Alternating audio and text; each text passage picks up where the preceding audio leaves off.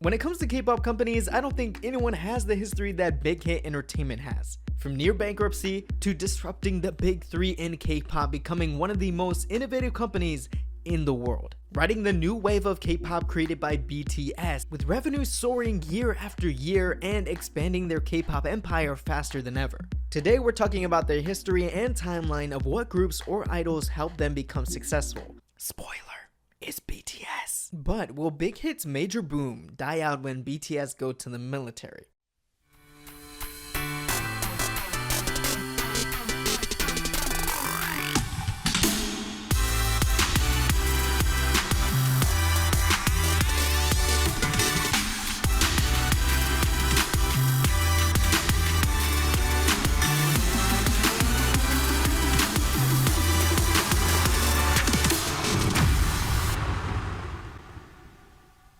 Now before we get this started, let me know down in the comments what you think is the moment that made Big Hit and BTS soar to the top in K-pop. I love to see what you guys think. Yo, shout out to long hair because we can't get our haircut at a barber because of quarantine gang. Pity rhymes with Liddy. Do you remember when we first met? Because I do. Was it? But also, have you checked out the In My Feels podcast with my boy JRE and Emily Hadel yet? It's a new podcast that launched last year and has some of your favorite artists on as guests like Amber Liu, BM, Villain, Pino, Alexa, Ace, One Team, and more. You can listen on any podcast platform, and as a premium follower of In My Feels on the Himalaya app, you can even enter their mini concert ticket and signed album giveaways, as well as a full-length video interviews of what you are seeing here, plus more for only $4.99 a month. If you want to listen to more and if you're interested, use the code HERE for 1 free month. If you're looking for a place to chill outside of K-pop and chill, make sure to check out In My Feels with JRE and Emily Hadel right after getting your fill here. Really realized I debut whenever I saw JRE KML's reaction to my music. Yes! Are you ready for this? Watch this podcast, guys. Now, Big Hit Entertainment started back in 2005, created by Shi Hyuk, who wasn't an artist like how some big K-pop companies started, but rather, he was a promising producer, creating hits for the first generation K-pop acts Rain and God. Now, it took a couple years to get started, but Big Hit's first group wasn't BTS. In fact, it was a rare co-ed group called 8, which debuted in 2007. And they had to play major catch-up to SM Entertainment, who already debuted K-pop groups in the first generation, YG Entertainment, who was already on the rise with newly debuted Big Bang, and JYP Entertainment, who debuted the phenomenon solo artist Rain years before. The group 8 performed okay with skills to appear on some Korean TV shows, but Big Hit Entertainment was about to fall on some financial hard times. They were almost not making enough to keep functioning as a company. Big Hit Entertainment could have ended before it even began. But in 2010, with Shi Hyuk, already known by JYP, having worked with them before, both Big Hit and JYP worked together to create a project that would later become 2PM, who was managed by JYP, and 2AM, who is joint managed by Big Hit and JYP. With the success of 8 and 2AM, Big Hit was able to keep their heads above water and start working on what would become BTS by signing their first member, the underground rapper RM. Let me hear you say yeah, yeah, move it down the head, yeah, yeah. In 2012, Big Hit led another joint effort, this time teaming up with Source Music, debuting a girl group named GLAM. Potential was big for them as they were sliding into the newly created genre girl crush or hip-hop lane in K-pop, kinda like 21 and 4 Minute at the time. And finally, the brainchild of Shi Hyuk and Big Hit Entertainment, BTS, was ready. After signing Suga, an up-and-coming producer, J-Hope, a popular street dancer, Jin, an aspiring actor with standout visuals, Jungkook, a young talent who was inspired to join after meeting RM, V, a boy from a small rural town suggested to audition, and Jimin, a traditionally trained dancer in contemporary dance who wanted to join Big Hit as a dance teacher, but would later lead him to join the group to complete this search.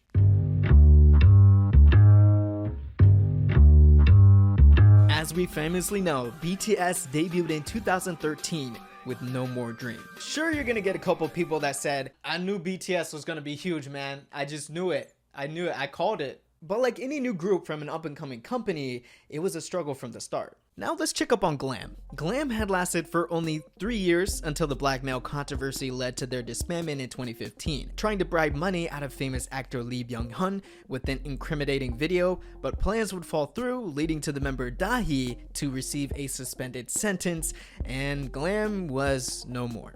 This was one of Big Hit Entertainment's most popular mishaps. And looking back now, GLAM actually had potential to be a major player in K-pop in the second generation. And in 2015, probably the biggest turning point for Big Hit Entertainment as a company was the company Singao Entertainment Corp, an artist and management and TV production company, found interest in the potential of Big Hit's growth and bought them through a bond valued at 6 billion won or $4.7 million.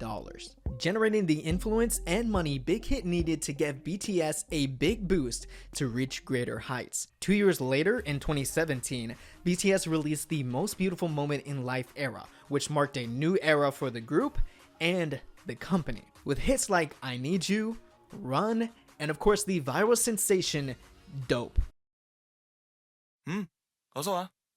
방탄은 처음이지? I pinpoint this moment in BTS history as the moment they started to take off. They're reaching altitude and then they just skyrocket into space. This was the moment. And I'm actually gonna say that Dope was the song that did it for BTS. It appealed more to a worldwide audience on the internet with choreography and hype to just get you up and woo! It's still about today.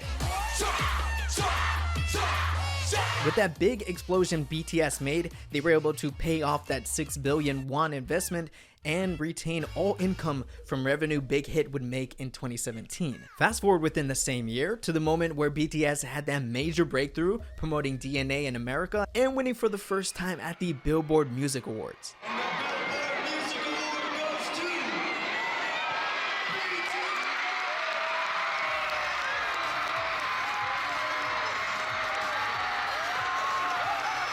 BTS continued to follow the success with Fake Love, i-dle, and in 2018, BTS re-signed for another 7 years with Big Hit Entertainment. Until now for Big Hit Entertainment, it was project to project, 2AM, GLAM, and then boom, BTS took over. But it's been 6 years since Big Hit has produced a new group.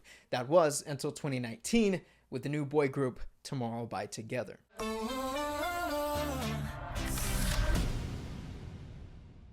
TXT debuted in 2019 with Crown, with continuous promotions back to back, giving these new boys the attention they needed from the Korean public since BTS was the most talked about thing ever. Then in the same year, Big Hit was making major moves by acquisitioning and buying Source Music, the label that created GFRIEND, and added them to the Big Hit label as a subsidiary. Basically meaning that Big Hit Entertainment owns Source Music and kind of provides them with promotion purposes, revenue, but the management that Source Music had for groups like GFRIEND still remain. Nothing really changed that much. Also in 2019, Big Hit launched the worldwide auditions to create a new girl group. But this is still a joint effort between Source Music and Big Hit Entertainment, similar to what GLAM was. And early 2020 this year, there was rumors of Big Hit acquiring BTS Entertainment, yet another big K-pop company, the home to 17 and Newest, adding them as a subsidiary to Big Hit Entertainment. But only later it was revealed that BTS artists would be joining the Weverse app. Now this Weverse app was created by Big Hit Entertainment to provide original artist content, a place for people to buy merchandise, connect with their favorite artists for a price. But using this app and a lot of other technology, Big Hit Entertainment was named the 4th most innovative company in the world. In a report by Fast Company, they listed their top 50 companies of 2020 that are the most impactful on the culture and industry. Right there, in 4th place, behind Snap, Microsoft, and Tesla, was Big Hit Entertainment. How can Big Hit Entertainment compete with the likes of Elon Musk and Bill Gates? Well, they are utilizing technology to their advantage and doing it by themselves. If you read a follow-up article by Fast Company titled "Millions of BTS fans use these 2 apps to connect and shop, no tech startups needed," it goes on to explain that Big Hit Entertainment funded their own research and development of apps to better utilize BTS popularity in order to gather new fans and continue to build that relationship that ARMY and BTS had that is probably the strongest fandom out there. While other entertainment companies would go to a app development company or somewhere else to create stuff for them, Big Hit is taking it upon themselves. That is why they are the innovative companies in K-pop. Also in 2020, BTS came back with On and continued to have a presence here in America, getting invited to tons of talk shows and re-invited to tons of talk shows because, as they know, ARMY will watch. Now we're caught up to today in 2020, but what does the future hold for BTS and Big Hit Entertainment as BTS will serve in the military? As we know, natural Korean-born citizens, men, have to serve in the military, and that does include BTS. Although there was some back and forth about them possibly being exempted, but BTS themselves said, no worries, we'll serve. 아직 결정된 것이 없습니다. 그리고 사실 말씀드리기가 굉장히 조심스러운데요. 병역은 당연한 의무라고 생각을 하고 있고 나라의 부름이 있으면 언제든지 응할 예정입니다. Big Hit Entertainment has a couple options when it comes to sending BTS to the military that will be the best outcome for the group. They could go one by one with the others remaining have their own solo activities, but that would be purgatory for ARMY. Instead, they would probably send them all together at the same time so that they can come back together at the same time. The extent of the Korean military service used to be 2 years, but now it's kind of been cut down over time to 1 year and 8 months. So really thinking about it, it's not that long. BTS will serve and be back faster than you can say 방탄소년단.